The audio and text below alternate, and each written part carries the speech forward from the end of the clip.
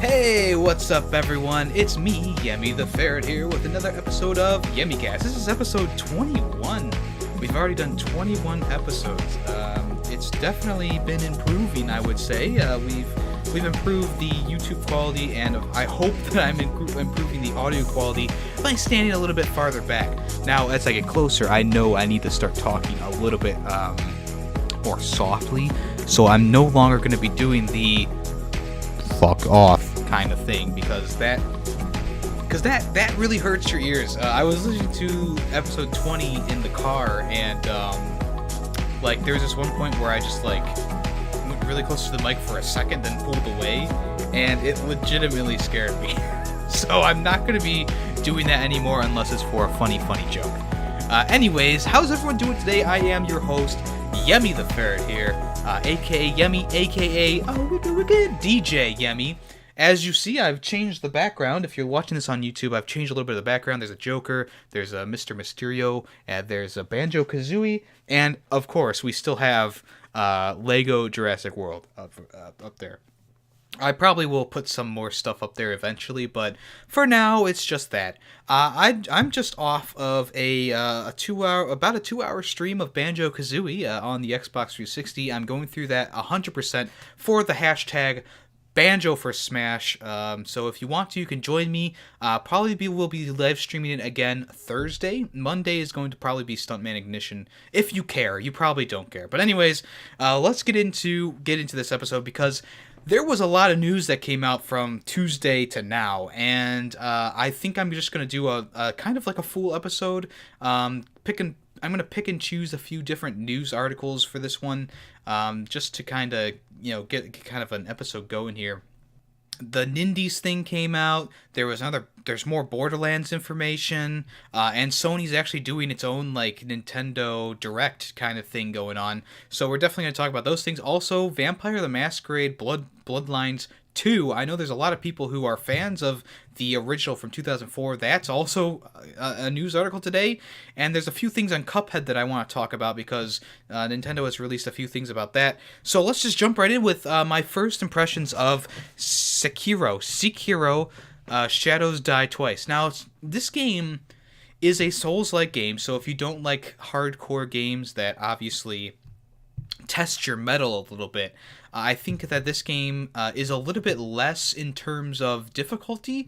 It definitely focuses on the story more than other Dark Souls or Bloodborne or anything like that. In those games, you kind of have to poke around and figure things out. But in this game, it's more in your face with the story and stuff like that, which is what I personally enjoy about it. There's a lot of things that happen in this game that just it helps with the storyline, and like I said, that is perfectly fine with me. I enjoy those kind of things. So Sekiro starts off, and you kind of learn a little bit about your character's history. There was this big war going on in wherever this place is. I think it's called Antia, something like that. Antia. It's obviously very inspired by ancient Japanese culture, samurai and shinobi and stuff like that. And what happens is, the battle is over. There's a master swordsman who takes down the general and does a coup. And then your character is found mourning the loss of his father. And a wolf comes over who is a shinobi, and he takes you under his wing, teaches you sword fighting, and you're actually given the task to protect this lord. He's just a kid, and he has this bloodline that's really important. So throughout the course of the opening, the kid gets captured. You kind of die, I guess you would say. Your arm gets cut off, and what happens is you're dragged away and into this Buddhist temple, and your arm is actually replaced with this prosthetic arm that has a grappling hook on it. So that's where the grappling hook comes from. And after that, the game just gets instantly more fun. Using the grappling hook to kind of stealth around enemies and then take them out silently, or maybe surprise them by landing on a guy and killing him right away. The enemies are really strategically placed in this one. A lot of times you won't see other enemies. They'll kind of spawn out of nowhere almost. Especially in this one part where there's two dudes standing on a platform. There's one guy with a bow and arrow or something to the left in a destroyed building. And after you take those guys out, like tons of guys just start swarming you, and there's this big guy that comes out with a hammer. I was a little scared, to be honest with you, and I took them all down, and then I was like, I need to refresh my health, so they all respawn back, of course, because that's how Souls games works. When you go to like a bonfire, or in this case, it's like a Buddha statue, and rest, it'll automatically respawn all characters, but it will also refill your health and your little health vial. The different thing about this game as opposed to like Bloodborne or Dark Souls is your health vial only has one use to it. And at the beginning that can seem a little daunting, but as you kind of learn how the game goes, you won't need to use your health as much or your vial as much, just because you kind of the parrying is a big part of this game. Knocking people out of their stance is a big part of this game. And when they get knocked down out of their stance, you could do a really super cool finishing move on them. Every enemy has finishing moves that can be done to them as soon as you get them to that point where their stance is broken. And it's really awesome to see it over and over and over again. Now, of course, the same animations play a lot of times, especially with the ones from above. So I mean, it could get a little monotonous if you pay attention to that stuff, but I still think it's pretty cool as of right now. Of course, maybe in the future I could change my tune, but the motto of the podcast is we'll see. There you go. Motto of the podcast, everyone. Other things about this game, the fighting is a little bit more strategic. Like I said, you have to knock people out of their stances, so that means deflecting and counterattacking is a huge part of this. Stealth is a huge part of this game, which is something different from most Souls-like games. Even Nioh didn't have the stealth element in it, right? Throughout the game. Your bosses are interesting in this game. You have to knock them down out of their stance, which can be a little taxing. And then you also have to do two finishing moves on them. So far, the two bosses I fought have taken two finishing moves. I'm sure bigger, badder bosses will take more. But that's different from most Souls games as well, because during a Souls game, they have one big health bar. And as you knock it down, it will transform the character does something else. Maybe there's a timer on the boss fight where the character will transform, kind of like the first one in Bloodborne, Father Gascoigne. But it's very interesting. It's very different from most Souls games, and it definitely stands out from most Souls games. You can mod your prosthetic arm to give you there's like a fire cannon, there's a shuriken launcher, I think there's like an axe that comes out later, and you have to find those mods as you go through the game. There's a lot of new things that I'm discovering about the game every time I play it. There's like this different realm you can go to. Like you go to the past with this special Buddha statue, and you have to find things throughout the normal world to take you to the past. So this one will take you to this past where thieves are attacking a barracks, and you have to kind of kill all the thieves, and you go through and you get to the end of that, and you also find different parts and stuff in there. You can take them into the normal world, so it's really interesting with that. I would recommend this game to a Souls player. It definitely still has that Dark Souls charm to it, because enemies do get tough, they do swarm you, there's a lot of different things you have to take care of while you're playing this game. I could also recommend this game to people who just kind of want a challenge, because even though it is a Souls game, it doesn't have as much of a challenge. It's more in the vein of like Bloodborne or Dark Souls 3, which are games that are less intense in terms of difficulty. If you're not a fan of a challenge, or if you don't want a challenge, this game does have a good amount of story to it, but it still requires you to do a lot of, finding out the map, finding things on the map yourself, working your way through enemies multiple times, and also just the general amount of BS that happens in the game can also be dissuading to people. When you go against a chicken, they're giant chickens. They're like a giant chicken. It's not like a little chicken. They'll do like that crow attack from Bloodborne where it does multiple hits on you at a time. That can get frustrating at times, especially when you have several of them around you and they're all attacking at different times. It can get very frustrating. But that is just the charm of a Dark Souls-like game. As this article says, there is a free dynamic theme to download on PlayStation 4 right now for Sekiro, since it is a... Is it PS4 exclusive? No, it's on the PC too, so it's not PS4 exclusive, but, they've given you a free theme for the PlayStation right now. It is available right now, so go and download it. It's really cool. It's actually a dynamic theme, so things move and stuff like that. I don't know what the song is right now. I haven't used it myself because I'm still using the Metro Exodus one. But I'm looking forward to downloading this and using it from now on. I think that this game is very well done. It definitely has better graphics than most Souls games. Even Bloodborne, with its nice gothic feel to it, this game it looks several times better than most Dark Souls or Bloodborne games. I don't know how to describe it. You know, Dark Souls games just look lower quality to me, and Bloodborne, of course, it has that lower quality to it as well. And I think that might just be From Software's style. But for this game, they definitely tried to amp up the graphics game, and I really appreciate that. Especially in the cutscenes. The cutscenes look so good in this game. Like, especially the first one that plays with all the people fighting and the blood splattering everywhere. It's definitely worth it to up the graphics in a game like this. You know, just like with Telltale. To compare the Telltale games, because they put out way too many games in a short amount of time, there was that stagnant period of where the graphics looked the same until like The Walking Dead Season 3 and Guardians of the Galaxy came out. And From Software was kind of falling into that puddle. You had 3 Dark Souls games that kind of had the same quality to them, the same graphical quality. Then once again you had Dark Souls 3 and Bloodborne, which looks very similar, and now this game, which is amping up the difficulty.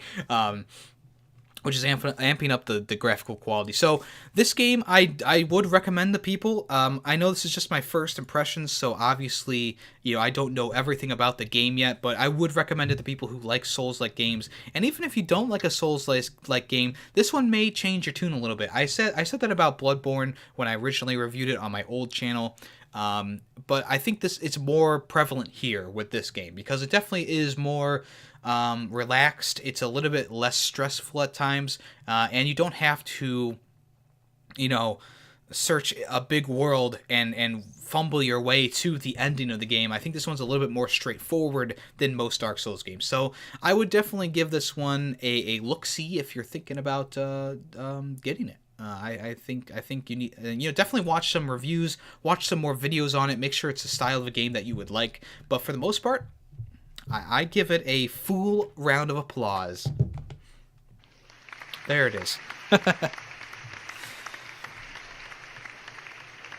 All right, so the Nindies Showcase that was live on last Wednesday, and I think it went live around, 2 o'clock my time in Eastern Standard? Oh, I'm sorry. It was around 3 or 2. It was 4 p.m. GMT. So lots of things happened during this Nindies Showcase. They showed off games like My Friend Pedro, Candace of Hyrule, which is the successor to Crypt of the Necrodancer. Stranger Things 3, the video game, is coming to Switch. And also Cuphead is coming to the Switch as well. Those are the biggest things. Rad was a pretty cool game as well. I don't want to forget Rad. Rad looks really cool. But I'm going to be getting that on PlayStation probably. But Cuphead is coming to the Switch, and it's skipping over the PlayStation. So far, there has been no mention of the game on Switch. And actually, Xbox asked the developers of Cuphead to put it on the Switch, to try and get it on the Switch. And of course, Nintendo's going to say, yeah, please. Of course, we want it on the Switch. This is a big thing this is probably the biggest thing from the Nindie itself. Even though the Cadence of Hyrule was big, I think people are most excited about this because this was an Xbox exclusive. It was a PC exclusive. And now it's skipping over the PlayStation and coming here. And even though, I would like it on the PlayStation, I think that this is a good platform for it. And I think that this was a fair idea. This is one of those games that is very difficult. There's a lot of things getting thrown at you, but the art style and the direction and the music is very, very good in this game. A lot of people love it just for the aesthetic. So you play as Cuphead, and you can also play this with 2 people as well. It's a cool co-op shooter. Me myself, I haven't played it yet. I would like to play it, of course. It's still in my Steam wish list as most games are now. And I think that this is going to be a great addition to the not the Cuphead, but to the Nintendo Switch. And actually, the creators of Cuphead would like him to appear in Smash Brothers. And they want Mugman too as a skin. So they said that they want Cuphead and Mugman to come to Smash Brothers. They've dreamed of it. They feel like they belong there. So basically, if fans want it, they would totally be open to Nintendo putting them into the game. And I think that Nintendo would be happy to support the franchise. So they're saying if Nintendo wants to keep their fans happy, they should put Mugman and Cuphead into the game. So yeah, I think they would be a good addition myself personally. Obviously, they've already, they might already have a plan for Season 1 of the Battle Pass. This might be like a Season 2 thing. Maybe this will be a surprise thing. As we all know, Joker from the Persona series is coming to Smash. I think it was this month, the end of this month, March. But next month is wide open. Maybe it will be Banjo-Kazooie. Maybe it will be Cuphead. Maybe it will be something completely different. We'll have to wait and see for that one. And then also there is going to be a physical release for Cuphead on the Nintendo Switch. I think it's going to start digital. You can pre-order it right now on the eShop. But they do have, on April 18th, a physical copy is going to be coming out at some point after the downloadable content. So the digital release is on the 18th, but after that, they would like to put out a physical copy as well. I really hope that they do something special with the physical copies, because there's a game called The End Is Nigh on the Switch, and it's on PC as well, and I think it's on multi-platforms, so I don't know why I said it's on, basically. But I bought the game physical on Switch, and it has like this really cool notebook inside of it. There were stickers inside the case, so I really hope the developers of this game do that too, because Cuphead is a huge game right now.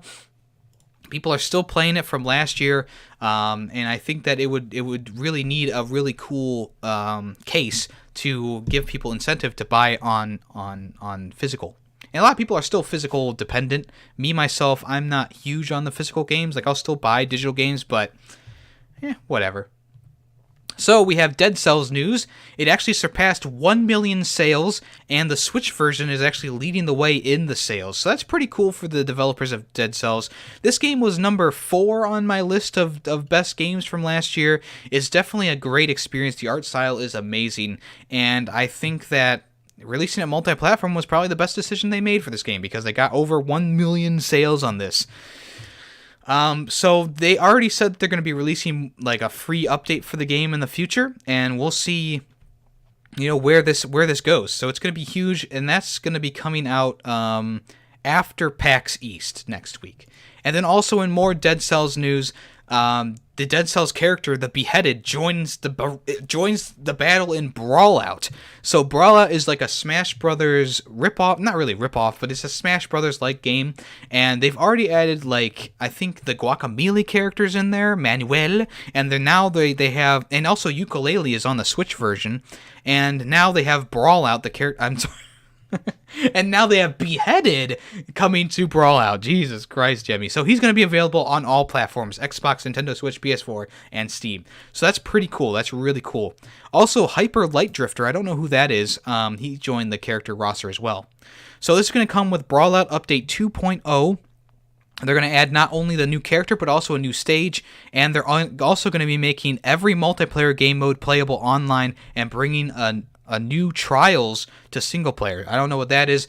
I do have the game on Switch. I haven't played it in forever, but I think this is a really cool addition, and I think Brawlout's going to be the place that we'll see some odd characters come to it.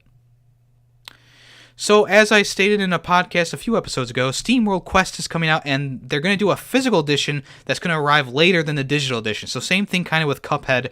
The physical version is going to be out later in the year. The digital version is going to launch... Oh, they don't know yet. The digital version is going to launch sometime this year. It's going to cost $25, €24, and £22. SteamWorld Quest is the 5th entry into the series, following SteamWorld Tower Defense, which I never played, SteamWorld Dig, SteamWorld Dig 2, and SteamWorld Heist. I played all 3 of those games. They're all excellent. SteamWorld Heist is a little bit lower in quality, but it's still pretty good. So SteamWorld Quest is the next game in the series. It's going to be turn-based, kind of more RPG style, and once again, we're getting that SteamWorld Dig, or that SteamWorld... that SteamWorld look is going to come back to the game, so that's going to be pretty cool. So I'm excited for that one, which is why I keep talking about it. Alright, so as I stated before, Borderlands Game of the Year Edition, it's inevitable that's going to be coming to newer consoles. It's going to be like having a remastered version.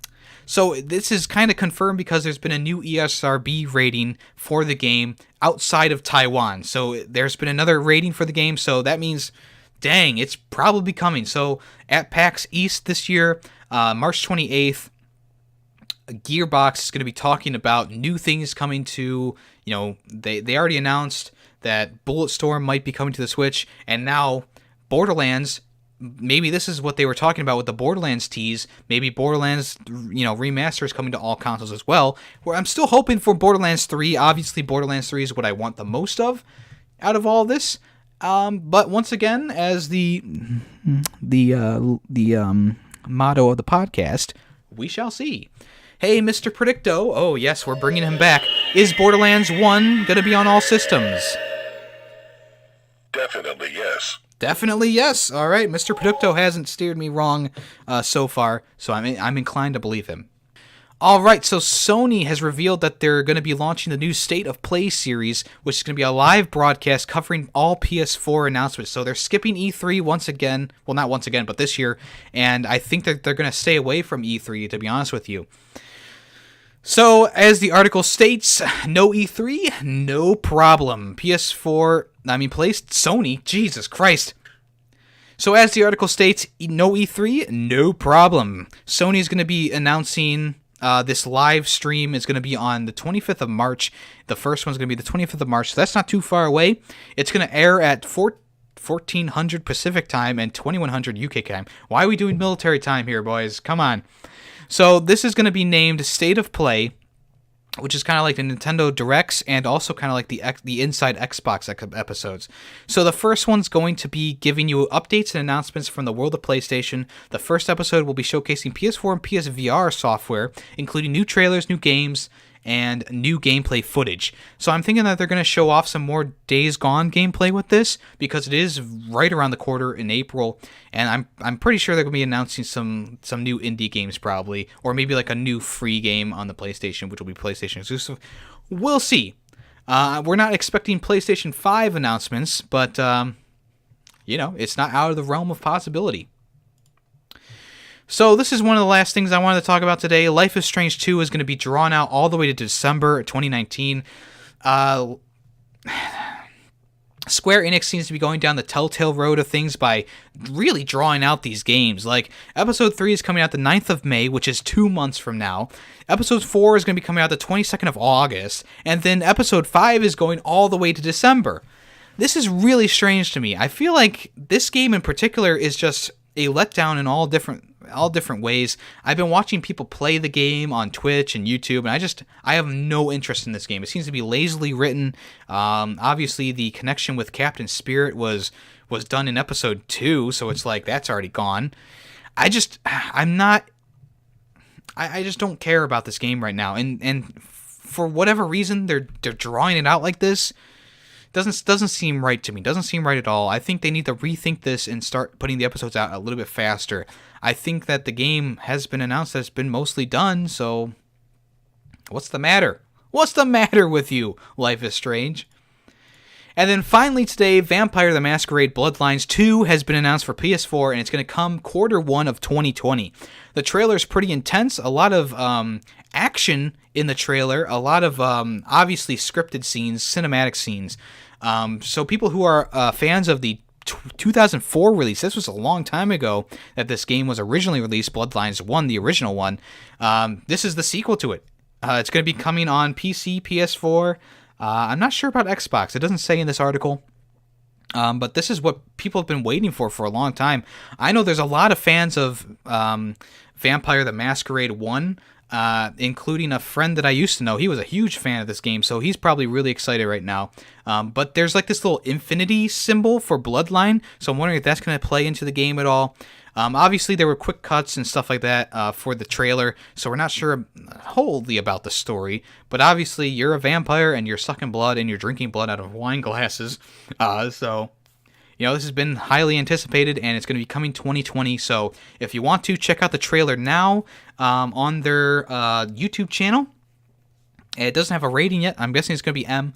But this is pretty interesting. Pretty interesting indeed. So, yeah, that's going to about do it for this episode of the podcast. I didn't want to cover too much news, because what if nothing else comes out the rest of this week? But Coming up next episode on Wednesday, there's going to be more stuff for Battlefield, Quantic Dreams. There's more information for them going multi-platform. So I'll talk about that stuff. A new Mortal Kombat DLC character came out, has been announced. And also there's tons of more stuff for Mortal Kombat 11. I'm really excited for that game. But yeah, I will see you all in the next episode of YemmyCast, a video game podcast. Of course, it is a multi-platform podcast that releases on YouTube, some things on Twitch, Spotify, iTunes, and SoundCloud. So if you want to, listen to it wherever you want. I don't care. I'm just happy that people are listening to it. For the people in New Zealand, thank you so much for listening. I know there was a recent tragedy. I'm not trying to ignore it or stray away from it, but this is a video game podcast, kind of. And I didn't want to bring it down by talking about that, but I do feel for you guys. Those things, a shooting is never, a terrorist attack is never a good thing. So I really do feel for you guys. I'm thinking about you guys. I've already donated to the families myself, and if you want to, there will be a link in the description of the YouTube video to donate to the cause as well, to donate to the families who lost lives. So once again, I don't want to end the podcast on a lower note, but if you want to, the link will be in the description for the download, or not for the download, for the to donate to the families of the victims in New Zealand. It's just a sad thing that happened. So once again, I wasn't trying to ignore it. I wasn't trying to push it to the side, but I didn't want to bring it up the first podcast episode that it happened after, because I really wanted things to die down a little bit, and I didn't want to, jump on the wagon there. So once again, thank you so much for listening, wherever you're listening. Of course, I am your host, Yemmy the Ferret, aka Yemmy, and this has been YemmyCast, a video game podcast.